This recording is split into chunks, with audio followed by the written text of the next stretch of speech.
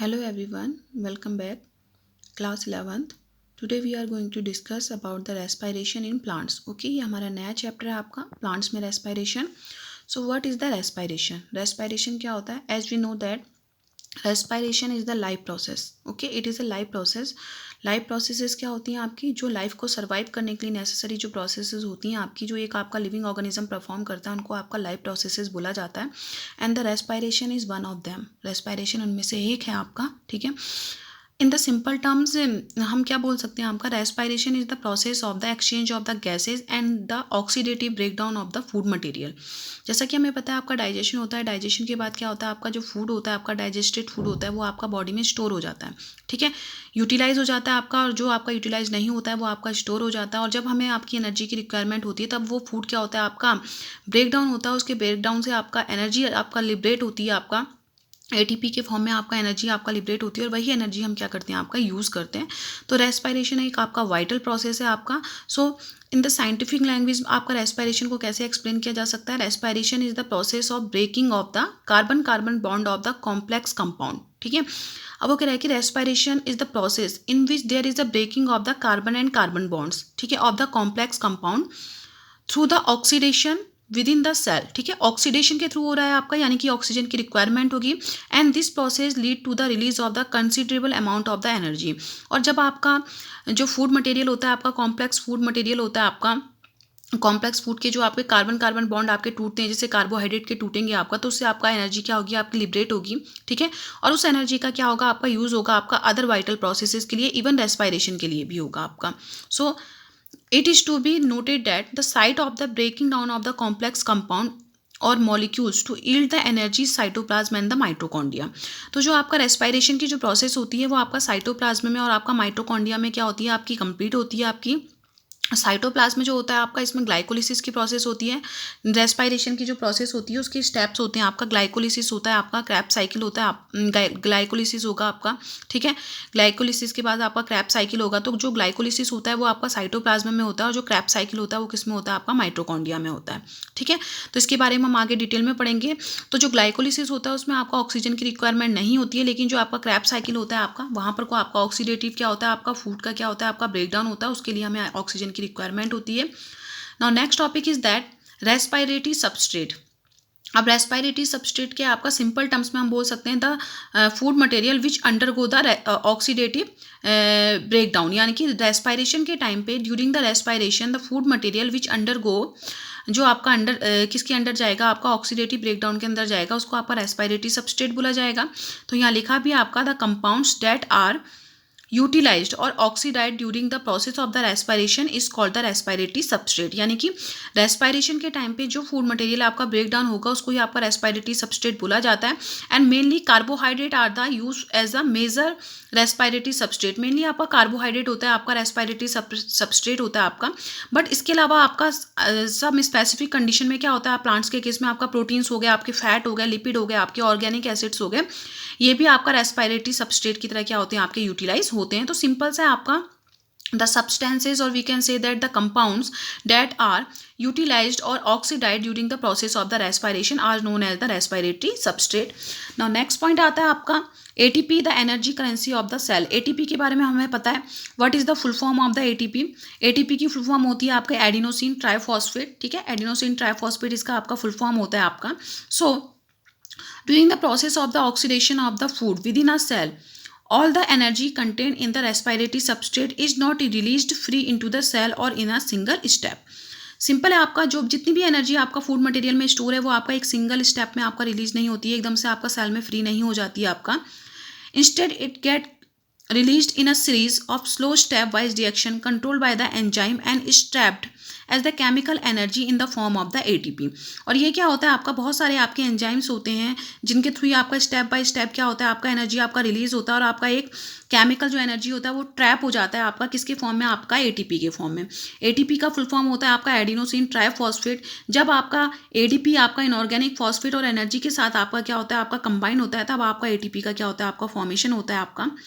Hence, the energy released in the respiration by the process of the oxidation of the food is not used directly, but it is used in the synthesizing of the ATP molecule. ऐसा नहीं होता है आपने आपका कि oxidation हुआ आपका, oxidative आपका फॉस्फोरिलेशन हुआ किसका, आपका फूड का, वो आपका ब्रेक डाउन हुआ और जैसी एनर्जी आपका रिलीज हुई वैसे हम उसको यूटिलाइज कर लेंगे, वो फ्री हो जाएगी। ऐसा नहीं होता है। Instead what happen, the energy is use to synthesise the ATP molecule. ATP molecule क्या होते हैं, आपके एनर्जी मॉलिक्यूल्स होते हैं आपके। इसके अलावा आपके एडीपी होते हैं। एडीपी होता है आपका एडिनोसिन डाइफॉस्फेट। इसके अलावा आपका एएमपी होता है एडिनोसिन मोनोफॉस्फेट। सबसे ज़्यादा जो रिच आपका एनर्जी मॉलिक्यूल होता है that is the ATP, that is the adenosine triphosphate, and it is formed by the combination of the ADP with the inorganic phosphate and the energy. Okay. Thus, it is said that ATP act as the energy currency of the cell. The energy trapped in the ATP is utilized in the many energy requiring process of the organisms and in the carbon skeleton producing respiration is used as a precursor for the biosynthesis of the other molecule in a cell. ठीक हो गया आपका। वो कह रहा है कि जितनी भी एनर्जी आपका ये क्या होती है, आपकी लिबरेट होती है, वो एनर्जी आपका यूटिलाइज होती है किसमें, आपका डिफरेंट आपका वाइटल आपका लाइफ प्रोसेसेस में। जैसे क्या हो गया आपका रिप्रोडक्शन हो गया, रिप्रोडक्शन के लिए यूज़ हो सकता है आपका, रेस्पायरेशन के लिए खुद यूज़ होता है आपका, हमारी जितनी भी फिजिकल एक्टिविटीज़ होती हैं उनके लिए, आपका डाइजेशन के लिए, ये सारी चीज़ों के लिए आपका यूज़ होगा।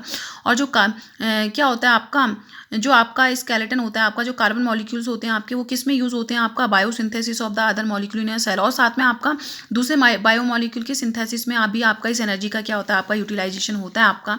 Now next point is that types of the cellular respiration. What is the meaning of the cellular respiration? When the respiration takes place inside the cell it is called the cellular respiration. During the process of the respiration utilization of the O2 takes place with the release of the CO2. As we know that this is called the gaseous exchange and the gaseous exchange takes place in the अगर हम आप किसकी बात करें, आपका humans की बात करें, एनिमल्स की बात करें, then this gaseous exchange takes place in the किस में टेक्स प्लेस होता है, आपका एल्वियोलाई में टेक्स प्लेस होता है। Alveoli are the unit of the respiration. ठीक है। But in the case of the plant, because plant do not have the lungs, उनके पास लंग्स नहीं होते हैं आपके। So in the case of the plant the process of the gaseous exchange takes place by the different types of the structure such as stomata. In the case of the leaves, leaves के case में आपका stomata होते हैं आपके। ठीक है। अगर हम स्टेम की बात करें तो वहाँ पर को अगर स्टेम आपका वुडी है, then lenticels are there, lenticels present होते हैं आपके गैसियस एक्सचेंज के लिए। और अगर प्लांट का जो स्टेम है अगर वो आपका कैसा है, आपका ग्रीनिश है, तो उसमें भी आपके स्टोमेटा प्रेजेंट रहेंगे। और जो रूट्स होती है आपकी, रूट्स में आपका सिंपल डिफ्यूजन से ये प्रोसेस क्या होती है, आपकी कंप्लीट होती है। According to the dependence of the cell on the oxygen, cellular respiration में be classified into the 2 groups. अब देखो क्या होता है, हर टाइप के रेस्पायरेशन के लिए आपकी ऑक्सीजन की रिक्वायरमेंट नहीं होती है। ठीक है। कुछ जो रेस्पायरेशन होता है वो आपका ऑक्सीजन की एब्सेंस में भी क्या हो जाता है, आपका कंप्लीट हो जाता है, जिसको आपका अनएरोबिक रेस्पायरेशन बोला जाता है। और जिस रेस्पायरेशन में आपका ऑक्सीजन आपका रिक्वायर्ड होता है उसको आपका एरोबिक रेस्पायरेशन बोला जाता है। मेनली एरोबिक रेस्पायरेशन ही परफॉर्म होता है, लेकिन आपका कुछ सरकमफेरेंस में, जैसे आपका ह्यूमंस के केस में क्या हो गया आपका, हम हाईली क्या करते हैं, आपका एक्टिविटी करते हैं, आपका फिजिकल वर्क करते हैं, तो आपका अनएरोबिक रेस्पायरेशन हो जाता है हमारी मसल्स में, जिससे आपका लैक्टिक एसिड का फॉर्मेशन होता है मसल्स में और आपका क्रैम्प्स आते हैं। ठीक है। कुछ टाइम के बाद लैक्टिक एसिड आपका ब्रेक डाउन हो जाता है आपका लीवर में जाकर के, दोबारा से कंडीशन आपकी नॉर्मल हो जाती है। ठीक है। तो एनर्जी की एक्सेस रिक्वायरमेंट में आपका ह्यूमन बॉडी में, एनिमल बॉडी में क्या होता है, आपका अनएरोबिक रेस्पायरेशन होता है, अदरवाइज आपका एरोबिक रेस्पायरेशन ही होता है आपका। और हम बात करें प्लांट्स में, तो प्लांट्स में जब आपका फर्मेंटेशन की प्रोसेस होती है, जैसे ईस्ट वगैरह हो गया आपके जो स्मॉलर प्लांट्स होते हैं, तो तब जाकर के क्या होता है, आपका अनएरोबिक रेस्पायरेशन होता है। तो यहाँ पर को 2 टाइप हैं आपका। The first is the aerobic respiration. So this is the type of the respiration in which the organism utilize the oxygen for the complete oxidation of the organic food into the CO2 and the water. It occurs inside the mitochondria. This type of the respiration gives more energy as the respiratory substrate get completely oxidized in the presence of the O2. बहुत ही simple है आपका।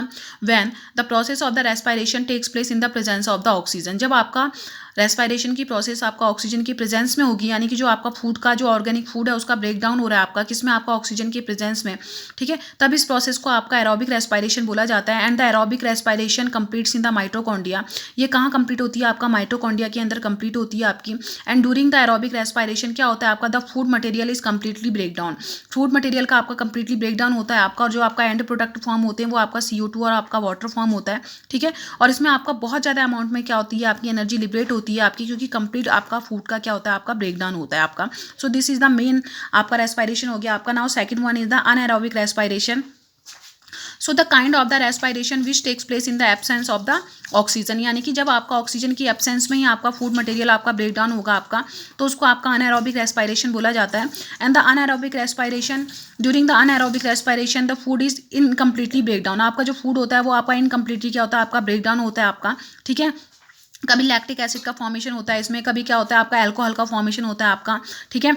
Lactic acid form होता है आपका जब हमारा humans के case में, यानी कि एनिमल्स के केस में होता है आपका, ठीक है। फर्मेंटेशन होगा तो आपका अल्कोहल और आपका CO2 का फॉर्मेशन होता है। तो ये सारी प्रोसेस होती है आपकी, क्योंकि ये प्रोसेस आपकी जो आपका अनएरोबिक रेस्पायरेशन की जो प्रोसेस होती है आपका साइटोप्लाज्म में कंप्लीट हो जाती है आपकी, ठीक है।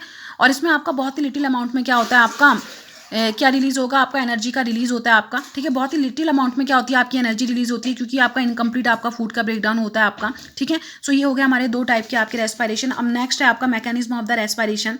सो respiration is divided into the 2 step. The first is the glycolysis, second one is the Krebs cycle और फर्मेंटेशन।